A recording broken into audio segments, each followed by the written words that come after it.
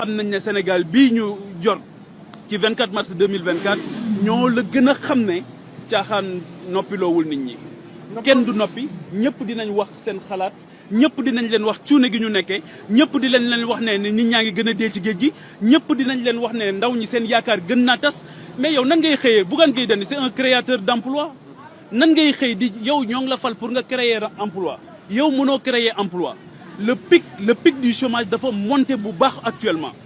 yow créer woo emploi mënoo créer emploi yaa ngi sonal le secteur privé qui est à terre aujourd'hui mais léegi ñiy créer emploi ñoom ngay xoqatal téye seen put yematoo ci nga jël leen di leen bëgg leen a yóbbu kaso loolu nag ça ne passera pas et les gens résisteront les Sénégalais résisteront ils ont été élus pour une justice équitable ils ont été élus pour créer de l'emploi ils ont été élus pour que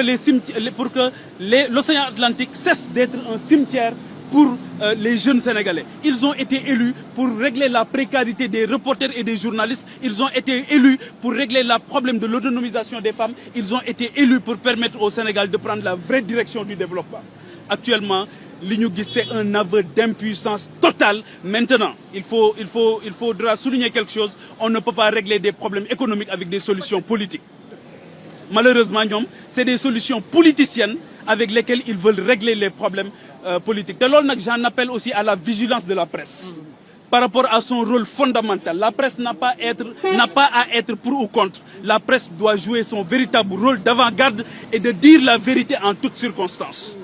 loolu presse Sénégal loolu lañ ko xamee woon en 2000 presse Sénégal loolu lañ ko xamee woon en 2012 presse Sénégal loolu lañ ko xamee en 2024 donc la presse doit prendre sa responsabilité wax ne li ñu doon bañ démb moom la ñuy bañ tey.